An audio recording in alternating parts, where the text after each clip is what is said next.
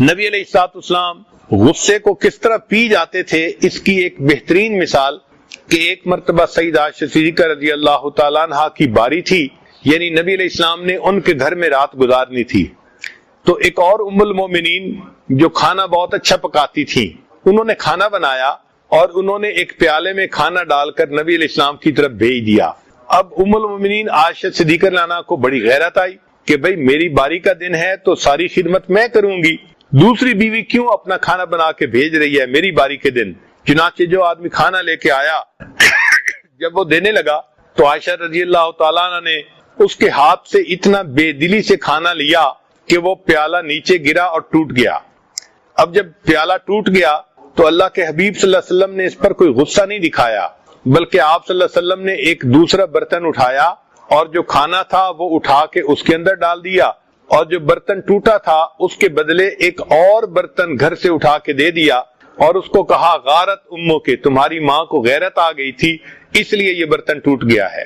اب ہم کبھی اس مثال کو اپنے اوپر چسپاں کر کے دیکھیں کہ ہماری بیوی کبھی اس معاملے میں ایسے مس بیہیو کرے، ہم تو ایک طوفان کھڑا کر دیں گے، یہ بدتمیز ہے، اسے سمجھ نہیں ہے، یہ بے وقوف لڑکی ہے، یہ تو بیوی رکھنے کے قابل ہی نہیں ہے، اس کو تو سمجھ ہی نہیں آتی، ہم پتہ نہیں اس کے اوپر کیا کیا صلواتیں سنائیں گے۔ مگر اللہ کے پیارے حبیب صلی اللہ علیہ وسلم جو انسانیت کو سمجھتے تھے، انہوں نے اس معاملے کو کتنا آسان بنا دیا کہ برتن ٹوٹنے کے بدلے میں برتن دے دیا اور ان کو سمجھا دیا کہ بھئی ان کو غیرت آ گئی تھی، اور اس بات کو اتنا آسان طریقے سے اللہ کے حبیب صلی اللہ علیہ وسلم نے برداشت کر لیا۔ اگر اللہ کے حبیب صلی اللہ علیہ وسلم بیوی کی ایسی بات کو بھی برداشت کر سکتے تھے تو ہم تو بیوی کی چھوٹی چھوٹی باتوں پہ غصہ کرتے ہیں، تو اس غصے کی وجہ سے پھر ہم ولایت کے مقامات کو حاصل کرنے سے جو ہے محروم رہتے ہیں۔ اللہ تعالی ہمیں اپنے غصے پر قابو پانے کی توفیق عطا فرمائے۔ ایک مرتبہ ایک صحابی اونٹ پر سوار تھے اور اونٹ صحیح طرح چل نہیں رہا تھا، تو انہوں نے اونٹ کو قرض کر دیا، یعنی اس پر لعنت بھیجی۔ تو نبی علیہ السلام نے اس صحابی کو فرمایا اب آپ اس اونٹ سے نیچے اتر جائیں، آپ نے اس پر لعنت بھیجی ہے، آپ کو اس سواری پر سوار ہونے کا حق نہیں ہے۔ اس سے پتہ چلا کہ جو لوگ بیوی پہ غصہ کرتے ہیں پھر ان کو چاہیے کہ وہ بیوی کے ساتھ محبت بھرے لمحات بھی مت گزاریں، اس لیے کہ اگر محبت بھرے لمحات گزارنے ہیں تو پھر اس پر غصہ کرنے کی کیا ضرورت ہے۔ بعض اوقات دیکھا گیا کہ عورتیں غصے میں بد دعا زیادہ کرتی ہیں، یہ بہت بری عادت ہے۔ عام طور پر نوجوان بھائی بہنوں کو غصہ زیادہ دلاتے ہیں اور بہنیں بھائیوں کو بد دعائیں زیادہ دیتی ہیں۔ مثال کے طور پر بہن کے چہرے پہ دانے نکل رہے تھے جو جوانی کی ابتدا میں سب لوگوں کے چہروں پہ نکلتے ہی ہیں، تو ڈاکٹر نے اس کو کہہ دیا کہ تم اپنے منہ کو دھویا کرو اور اس پر کوئی پالیوٹڈ چیز نہ لگاؤ۔ چنانچہ بھائی کو پتہ چل گیا کہ ڈاکٹر نے کہا ہے کہ بہن کے چہرے پر کوئی ایسی چیز نہیں لگنی، تو آتے جاتے وہ کبھی بہن کے چہرے پہ انگلی لگاتا، کبھی ہاتھ لگاتا، اس کو غصہ دلاتا۔ یہ بھائیوں کی عادت ہوتی ہے، وہ بہنوں کو غصہ دلا کے خوش ہوتے ہیں، مگر ایسے موقع پہ بہنوں کو برداشت کرنا چاہیے اور ان کو بد دعائیں نہیں دینی چاہیے۔ کئی عورتیں ایسی ہوتی ہیں کہ بد دعائیں دیتی ہیں اور غصے میں کہی ہوئی باتیں بھی بعض اوقات اللہ کے ہاں قبول ہو جاتی ہیں اور پھر بعد میں ساری عمر روتی رہتی ہیں۔ نبی علیہ السلام نے ارشاد فرمایا کہ غصے کی حالت میں تم بد دعا نہ کرو، اس لیے کہ غصے کی حالت میں کی ہوئی دعا بھی قبول ہو جاتی ہے۔ کئی مائیں اپنے بچوں کو بد دعا دے دیتی ہیں اور وہ بد دعا قبول ہو جاتی ہے اور پھر بعد میں ساری عمر روتی رہتی ہیں۔ ہم نے اپنی زندگی میں ایک واقعہ دیکھا، ایک عورت تھی جو گلیوں کے اندر تنکے چنتی تھی اور محلے کے سارے لڑکے اس کا مذاق اڑاتے تھے، کچھ بچے اس کو کوئی کنکر پتھر بھی مار دیتے تھے، باتیں کرتے تھے، مگر امی مجھے ہمیشہ سمجھاتی تھی کہ بیٹا تم نے کبھی اس کے ساتھ کوئی مذاقیہ بات نہیں کرنی اور کبھی اس کے ساتھ کوئی ایسا معاملہ نہیں کرنا۔ تو میں ہمیشہ امی سے پوچھتا تھا امی وجہ کیا ہے؟ امی کہتی تھی کہ ہاں کوئی وجہ ہے جس سے میں تمہیں سمجھا رہی ہوں کہ اس عورت کے ساتھ ایسا نہ کرنا، یہ بہت غمزدہ عورت ہے۔ تو چھوٹی عمر میں مجھے یہ بات سمجھ نہیں آتی تھی کہ سارے محلے کے لڑکے اس کے ساتھ مذاق اڑاتے ہیں، مجھے ہی کیوں منع کیا جاتا ہے۔ جب بڑے ہوئے، جوان ہوئے، تب امی نے ایک دن بات سمجھائی کہ اصل میں یہ اس محلے کی ایک عورت تھی، اللہ رب العزت نے اس کو ایک بیٹا عطا کیا۔ اب وہ بیٹا چھوٹا تھا اور اس کو ماں سے بہت اٹیچمنٹ تھی. بعض بچے ماں کے ساتھ بہت اٹیچڈ ہوتے ہیں، ان کو گودوں کا چسکا پڑ جاتا ہے، وہ چاہتے ہیں کہ ہر وقت امی ہمیں اپنی گود میں ہی لیے رکھے. وہ بچہ بھی اسی طرح کا تھا. ایک دن ماں کوئی کام کرنا چاہتی تھی، جیسے کپڑے دھونے یا کوئی گھر کی صفائی کرنی، اور بچہ چپکا ہوا تھا اس کے ساتھ. تو اس نے بچے کو فیڈر دیا اور اس کو ڈانٹا کہ اچھا میں اب کام کرنے لگی ہوں، اب تم نے میرے پیچھے نہیں آنا. بچے نے فیڈر پیا اور پھر وہ ماں کے ساتھ آ کے چپک گیا. اس پر اس کو غصہ آ گیا اور غصے میں اس نے بچے کو کہا کہ میں تو تمہیں سلا کے آئی تھی، تم کیوں پھر میرے پاس آ گئے؟ اور غصے میں یہ لفظ کہہ دیا کہ میں نے تو تمہیں سلایا تھا، تم سو ہی جاتے تو اچھا تھا. یہ اس نے غصے میں بات کر دی کہ سو ہی جاتے تو اچھا تھا. چنانچہ اللہ نے اس کی اس بد دعا کو قبول کر لیا. اس کے بعد کیا ہوا کہ وہ بچہ بڑا نیک بنا اور بڑا قابل بنا. اسکول میں بھی وہ فرسٹ آتا اور سارے محلے والے اس کا نام لے کے اپنے بچوں کو نصیحت کرتے کہ دیکھو تم بھی ایسے قابل بنو جیسے وہ بچہ ہے. پھر اس کے بعد اس نے بزنس کیا اور اللہ کی شان کہ اس کا بزنس بھی بہت اچھا ہوا. پورے محلے میں وہ بچہ ایک ماڈل سمجھا جاتا تھا. ہر ماں باپ اس کو محبت کی نظر سے دیکھتا تھا. چنانچہ وہ بچہ شکل میں بھی خوبصورت تھا، اس کی تعلیم بھی بہت اچھی اور اس کا کاروبار بھی بہت اچھا. جب وہ جوانی کی عمر کو پہنچا تو ماں نے اس کے لیے ایک بہت خوبصورت پڑھی لکھی لڑکی کا انتخاب کیا. اللہ کی شان دیکھیں کہ جب شادی کی سب تیاریاں ہو گئیں تو شادی میں ابھی 3 دن باقی تھے. گھر کا فرش دھویا گیا اور یہ بچہ کسی کام کے لیے ذرا تیز چلتا ہوا وہاں سے جب گزرا تو اس کا پاؤں پھسلا، یہ سر کے بل گرا اور اس بچے کی وفات ہو گئی. اللہ نے دعا ماں کی قبول کی تھی بچپن میں، مگر اللہ نے اس وقت پھل نہیں کاٹا، اللہ نے اس پھل کو پکنے دیا. اے میری بندی، تو نعمت کی ناقدری کرتی ہے، میں اس پھل کو پہلے پکاؤں گا اور جب یہ بہترین پک کے تیار ہو جائے گا اور لوگ اس کی جوانی کو دیکھیں گے، کاروبار کو دیکھیں گے، اخلاق کو دیکھیں گے، میں اس وقت اس پھل کو کاٹوں گا تاکہ تمہیں پتہ چلے تم نے میری کس نعمت کی ناقدری کی. تو غصے میں کئی مرتبہ مائیں بد دعائیں دے دیتی ہیں، الفاظ کہہ دیتی ہیں اور وہ یہ نہیں جانتی کہ پھر اس کا نتیجہ کیا نکلتا ہے. تو چاہیے کہ ہم اپنے غصے کو کنٹرول کریں. چنانچہ غصے کو کنٹرول کرنے کے لیے 10 خاص باتیں. پہلی بات کہ جب غصہ آئے اعوذ باللہ من الشیطان الرجیم پڑھے تاکہ شیطان بھاگ جائے اور انسان کا غصہ کم ہو جائے. دوسرا پوائنٹ کہ انسان غصے کی حالت میں خاموش ہو جائے. حدیث مبارکہ میں بھی ہے کہ جب تمہیں غصہ آئے تو تم چپ ہو جایا کرو. تیسرا پوائنٹ کہ غصے میں انسان کھڑا ہو تو بیٹھ جائے، بیٹھا ہو تو لیٹ جائے اور پھر بھی غصہ نہ ختم ہو تو اپنی جگہ کو بدل لے.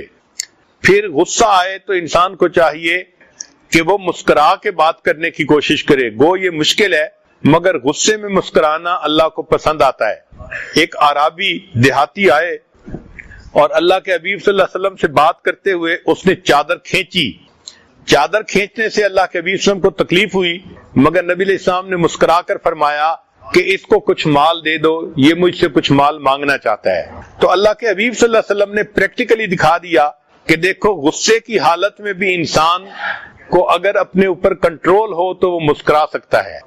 حدیث پاک میں ہے جو شخص غصہ پیے گا اللہ تعالیٰ قیامت کے دن اس سے اپنے عذاب کو دور کر دیں گے. غصہ انسان کے ایمان کو اس طرح خراب کر دیتا ہے جیسے سرکہ شہد کو خراب کر دیتا ہے. ایک صحابی نے نبی علیہ السلام سے نصیحت پوچھی، اے اللہ کبھی مجھے نصیحت فرما دیجئے. نبی علیہ السلام نے فرمایا لا تغضب، تم غصہ نہ کیا کرو.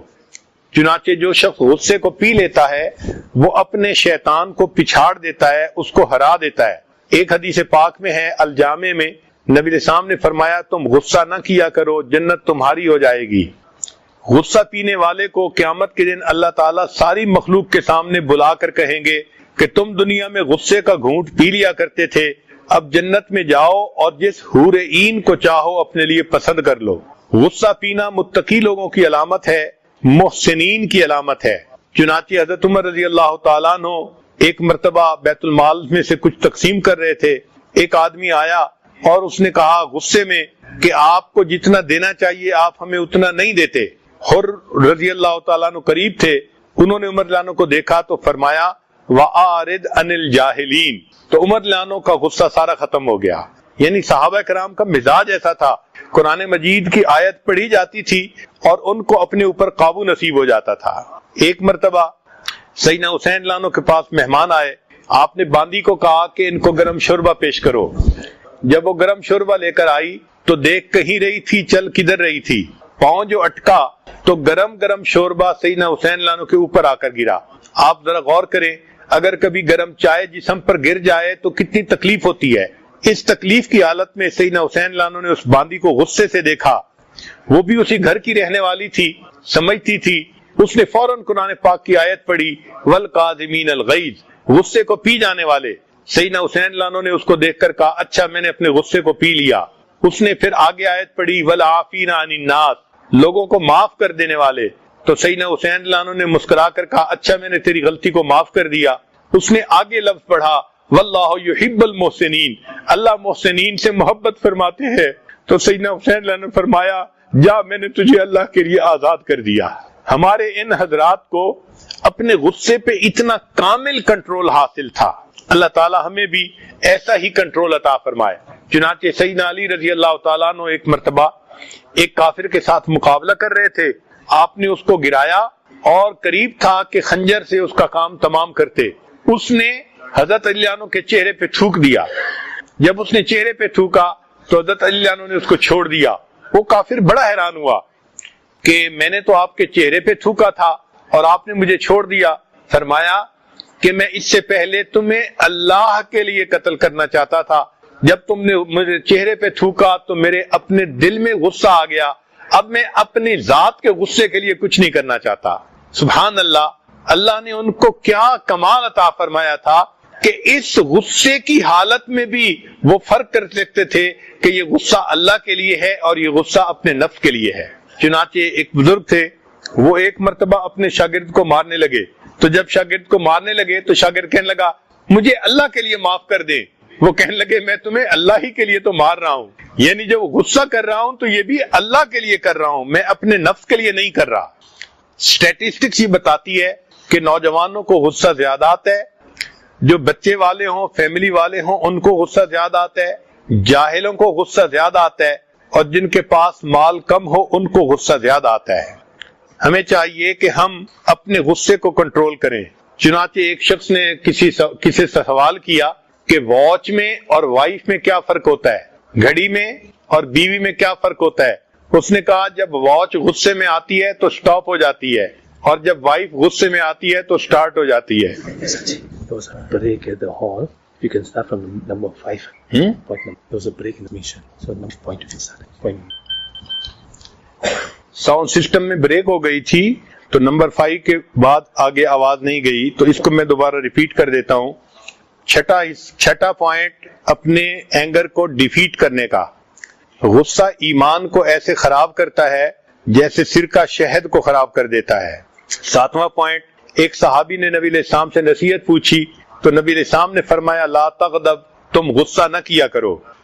8واں پوائنٹ کہ حدیث پاک میں آتا ہے کہ جو شخص غصہ پیے گا اللہ تعالیٰ قیامت کے دن اس کو بڑا اجر عطا فرمائیں گے۔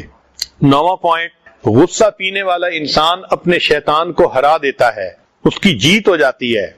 10واں پوائنٹ حدیث پاک میں ہے کہ تم غصہ نہ کیا کرو، جنت تمہاری ہو جائے گی۔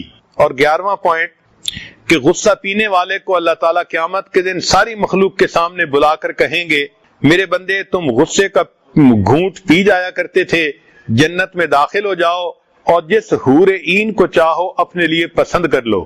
12واں پوائنٹ کہ غصہ پینا متقی لوگوں کی علامت ہے اور غصہ پینا محسنین نیکوکاروں کی علامت ہے۔ حضرت عمر رضی اللہ تعالیٰ عنہ ایک مرتبہ بیت المال میں سے کچھ تقسیم کر رہے تھے، ایک دیہاتی بندہ آیا اور اس نے کہا کہ امیر المومنین آپ کو جتنا دینا چاہیے آپ ہمیں اتنا نہیں دیتے۔ تو اس بات پہ عمر لانو کی طبیعت میں غصہ آیا۔ حر رضی اللہ عنہ ایک صحابی ساتھ تھے، انہوں نے قرآن کی آیت پڑھی امیر المومنین وَآرِدْ عَنِ الْجَاهِلِينَ، جاہلوں سے اعراض کر لیجئے، تو عمر لانو کا سارا غصہ ہی ختم ہو گیا۔ صحابہ لانم کی یہ عادت مبارکہ تھی، قرآن کی آیت کو سنتے تھے فوراً اس کے مطابق عمل کرتے تھے۔ چنانچہ سیدنا حسین لانو کے گھر میں مہمان آئے، انہوں نے باندی کو فرمایا کہ ان کو گرم شوربہ پیش کرو۔ وہ گرم شوربہ لا رہی تھی اور اس سے تھوڑی کوتاہی ہوئی تو پاؤں اٹکا اور وہ پورا گرم شوربہ سیدنا حسین لانو کے اوپر آ کر گرا۔ آپ غور کریں، گرم چائے اگر جسم پر گر جائے تو کیا حال ہوتا ہے۔ اس وقت غصے میں آپ نے اس باندی کی طرف دیکھا، وہ باندی بھی اسی گھر کی پلی بڑی تھی، اس نے دیکھا کہ غصے میں ہیں تو اس نے قرآن کی آیت پڑھی، وَالْقَاظِمِينَ الْغَيْظَ، غصے کو پی جانے والے۔ تو سیدنا حسین لانو کا غصہ فوراً ختم ہو گیا۔ اس نے اگلا حصہ پڑھا، وَالْعَافِينَ عَنِ النَّاسِ، لوگوں کو معاف کر دینے والے۔ تو سیدنا حسین لانو نے فرمایا، اچھا میں نے تمہیں معاف کر دیا۔ اس نے آیت کا اگلا حصہ پڑھا، وَاللَّهُ يُحِبُّ الْمُحْسِنِينَ، تو سیدنا حسین لانو نے فرمایا، اچھا میں نے تمہیں اللہ کے راستے میں آزاد کر دیا۔ اللہ رب العزت نے ان کو ایسی طبیعتیں عطا فرمائی تھی کہ ان کے اپنے غصے پہ ایسا کامل کنٹرول حاصل تھا۔ سیدنا علی رضی اللہ عنہ نے ایک مرتبہ ایک کافر کو گرایا، لڑ رہے تھے، اس نے آپ کے چہرے پہ تھوک دیا تو سیدنا علی رضی اللہ عنہ نے اس کو چھوڑ دیا۔ وہ بڑا حیران ہوا کہ میں نے تو چہرے پہ تھوکا تھا، آپ نے میرے اوپر خنجر کیوں نہیں چلایا؟ آپ نے فرمایا، میں اس سے پہلے اللہ کے لیے یہ خنجر چلانا چاہتا تھا، جب تم نے میرے چہرے پہ تھوکا تو میرے اپنے اندر غصہ پیدا ہوا، میں اپنے نفس کی خاطر کوئی عمل نہیں کرنا چاہتا۔ چنانچہ جب کسی بندے کو غصہ آئے تو اس کو چاہیے کہ وہ اس وقت وضو کر لے یا ٹھنڈے پانی سے نہا لے، اس سے انسان کا غصہ جلدی ختم ہو جاتا ہے۔ اسٹیٹسٹکس نے یہ بات کھولی کہ جوانوں کو غصہ زیادہ آتا ہے، جو بچے والے ہوتے ہیں فیملی والے ان کو بھی غصہ زیادہ آتا ہے، جو جاہل ہوتے ہیں ان کو بھی غصہ زیادہ آتا ہے، اور جن کے پاس مال کم ہوتا ہے ان کی ضرورتیں پوری نہیں ہوتی ان کو بھی غصہ زیادہ آتا ہے۔ چنانچہ ایک صاحب نے کسی سے پوچھا کہ وائف میں اور واچ میں کیا فرق ہے؟ اس نے کہا کہ واچ جب خراب ہوتی ہے تو وہ بند ہو جاتی ہے، اور جب وائف کا مزاج خراب ہوتا ہے تو وہ سٹارٹ ہو جاتی ہے۔ تو عام طور پر دیکھا ہے کہ عورت غصے میں آئے تو وہ بولنا زیادہ شروع کر دیتی ہے، بہت بولتی ہے۔ غصہ ہمیشہ حماقت سے شروع ہوتا ہے اور ندامت پہ ختم ہوتا ہے۔ ذرا دوبارہ سن لیجئے، غصہ ہمیشہ حماقت سے شروع ہوتا ہے اور ندامت پہ ختم ہوتا ہے۔ جب کسی کو غصہ زیادہ آئے تو وہ یہ سوچے کہ ہر منٹ کے 60 سیکنڈ میں نے خوشی کے ختم کر دیے غصے کی وجہ سے۔ انگریزی میں ایک کوٹیشن ہے کہ speak when angry and it is the best speech you will ever regret on it۔ غصہ ایسا ایسٹ ہے کہ جس کنٹینر میں ہوتا ہے اس کے لیے زیادہ نقصان دہ ہوتا ہے بنسبت اس کے کہ جس پر غصہ کیا جاتا ہے۔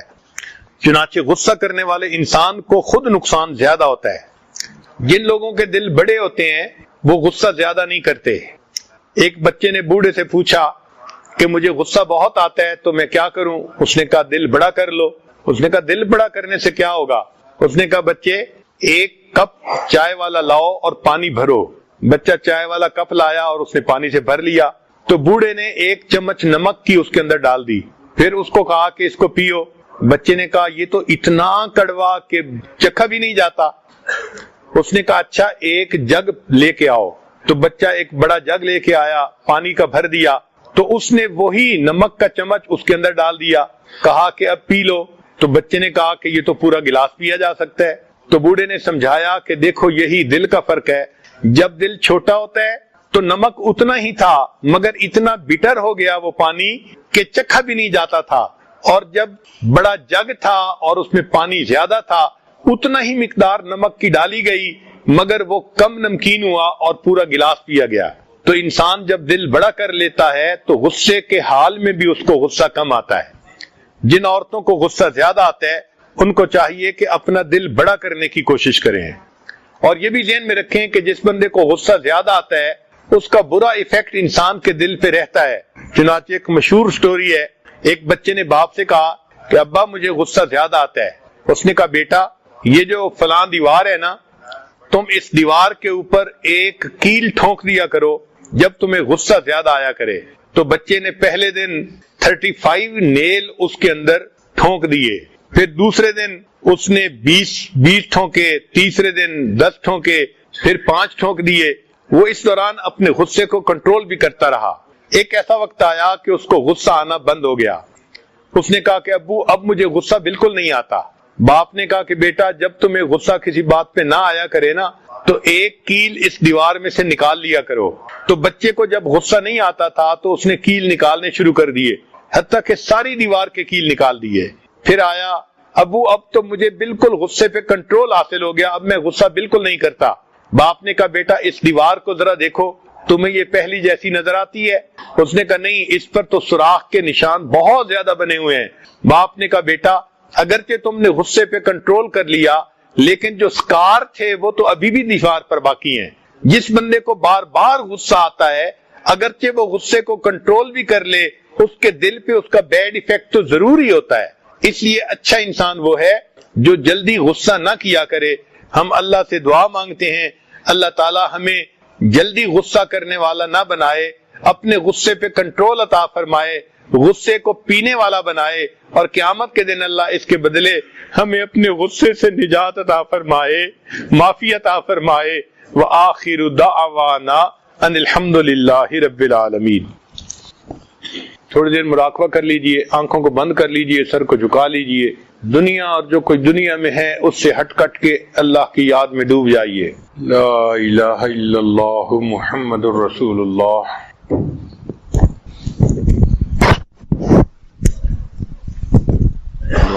سبحان ربی العظیم۔ اللهم صل علی سیدنا محمد وعلی آل سیدنا محمد وبارک وسلم۔ اے اللہ ہم آپ کے عاجز مسکین بندے ہیں، اللہ ہمارے گناہوں کو معاف فرما، ہماری خطاؤں سے درگزر فرما، ہمارے عیبوں کی پردہ پوشی فرما، اللہ برے دن سے محفوظ فرما، اللہ بری رات سے محفوظ فرما، میرے مالک برے کاموں سے محفوظ فرما، اے اللہ ہمیں برے انجام سے محفوظ فرما، اللہ ہدایت ملنے کے بعد گمراہی سے محفوظ فرما، میرے مالک سیدھا رستہ ملنے کے بعد بھٹکنے سے محفوظ فرما، اللہ اپنا قرب حاصل ہو جانے کے بعد اپنی دوری سے محفوظ فرما، میرے مالک نعمتیں مل جانے کے بعد نعمتوں کے چھن جانے سے محفوظ فرما، اللہ عزتیں ملنے کے بعد ذلت سے محفوظ فرما، میرے مالک در در کے دھکے کھانے سے محفوظ فرما، اے اللہ علم حاصل ہو جانے کے بعد جہالت والے کاموں سے محفوظ فرما،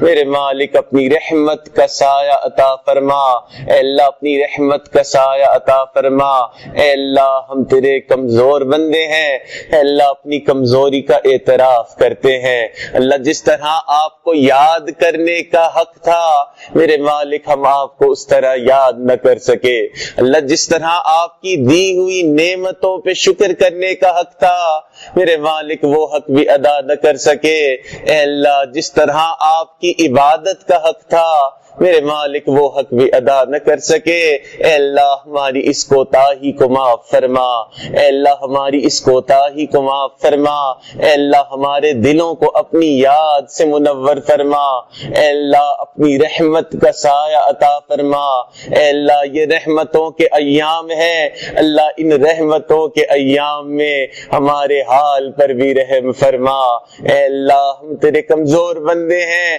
اپنی کمزوری کا اعتراف کرتے ہیں، اے اللہ رات توبہ کرتے ہیں صبح توبہ توڑ بیٹھتے ہیں، اے اللہ صبح توبہ کرتے ہیں رات پھر توڑ بیٹھتے ہیں، میرے مالک ہمارے ساتھ درگزر کا معاملہ فرما، اللہ ان رحمت کے ایام میں اے اللہ ہمارے حال پر بھی رحم فرما، اللہ آپ کی رحمت کی نگاہ پڑتی ہے فضیل بن ایاز جیسے ڈاکوؤں کے سردار کو آپ اپنے اولیاء کا سردار بنا دیتے ہیں، اللہ آپ کی رحمت کی نگاہ پڑتی ہے بشر حافی جیسے شرابی کو آپ اپنی محبت کی شراب پلا دیتے ہیں، اے اللہ ایک رحمت کی نگاہ ہم پہ بھی ڈال دیجئے، اللہ ایک رحمت کی نگاہ ہم پہ بھی ڈال دیجئے، اے اللہ تیری ایک نگاہ کی بات ہے، میری زندگی کا سوال ہے، اللہ رحمت کا معاملہ فرما، میرے مالک کرم کے فیصلے فرما، اے اللہ ہمارے اندر سے رذائل کو دور فرما، اللہ بد اخلاقی کو دور فرما، اے اللہ غصے کو دور فرما، اے اللہ اپنی رحمت کا معاملہ فرما، اے اللہ ہم دوسروں کے لیے وبال جان بنے ہوئے ہیں، میرے مالک ہمارے حال پر رحم فرما، اے اللہ ہمارے حال پر رحم فرما، اے اللہ ممکن ہے دوسرا ہمارے غصے کا جواب دے نہ سکے، اللہ اگر آپ نے جواب دے دیا تو ہم کسی قابل نہیں ہوں گے، اے اللہ ہمارے حال پر رحم فرما، اللہ ہمیں اپنے اوپر کنٹرول نہیں، اے اللہ آپ رحمت فرمائیں، ہمیں اپنے آپ پر کنٹرول عطا فرما، اللہ آپ کے ایک برگزیدہ بندے کی خدمت میں حاضر ہوئے ہیں، اپنے اوپر قابو پانے کے لیے حاصل ہوئے ہیں، اللہ اپنے اوپر قابو عطا فرما، میرے مالک نہ ہماری آنکھ قابو میں ہے، نہ ہماری زبان قابو میں ہے، اللہ نہ ہمارا دل قابو میں ہے، اے اللہ اس رحمت والے ایام میں، ان رحمت بھرے لوگوں میں، اے اللہ ہمارے حال پر بھی رحم فرما، اللہ کرم کے فیصلے فرما، اے اللہ میں نیک نہ بن سکا، اللہ تیرے نیکوں میں آ کے بیٹھ گیا ہوں، اللہ نیک نہ بن سکا، اللہ تیرے نیکوں میں آیا بیٹھا ہوں، اللہ ان نیکوں کی برکت سے ہمارے حال پر بھی رحم فرما، اللہ ان نیکوں کی برکت سے ہمارے دلوں کو بھی زندہ فرما، میرے مالک جیسا آپ ہم سے راضی ہوتے ہیں، اے اللہ ہمیں ویسا بننے کی توفیق نصیب فرما، اے اللہ جس طرح آپ ہمیں دیکھنا چاہتے ہیں، اے اللہ ہمیں ویسا بننے کی توفیق نصیب فرما، اے اللہ ہم نے جو بھی گناہ کیے اللہ اس عشرے میں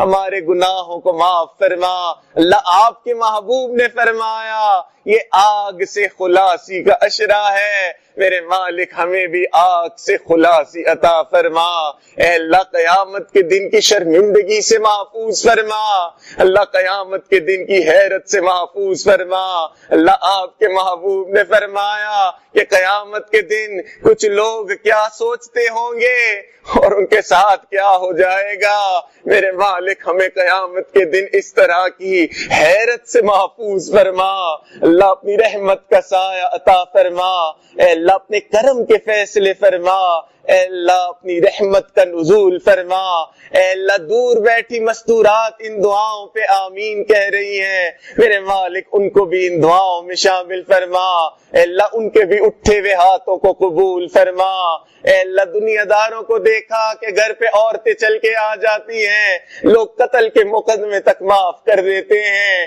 اللہ آج تیری بندیاں تیرے در پہ حاضر ہوئی ہیں، اے اللہ اس کی برکت سے ہم سب کے گناہوں کو بھی معاف فرما دیجئے، اللہ ہم سب کے بھی گناہوں کو معاف فرما دیجئے، اے اللہ جہاں جہاں مسلمان پریشانی کے عالم میں ہے اللہ ان کی پریشانیوں کو دور فرما، اللہ اٹکے ہوئے کاموں کا ہونا آسان فرما، اللہ الجھے ہوئے کاموں کو اپنی رحمت سے سلجھا، میرے مالک کرم کے فیصلے فرما، اے اللہ ہمارے تینوں حرم کی حفاظت فرما، اللہ ہمارے ساتھ درگزر کا معاملہ فرما، اے اللہ دعوت و تبلیغ کے کاموں کی حفاظت فرما، جہاں اللہ اللہ ہوتی ہے ان خانقاہوں کی حفاظت فرما، اللہ مدارس عربیہ کی حفاظت فرما، میرے مالک اقامت دین کی کوششوں کی حفاظت فرما، اے اللہ اپنی رحمت کا سایہ عطا فرما، اللہ جو مانگا وہ بھی عطا فرما، جو مانگنا چاہیے تھا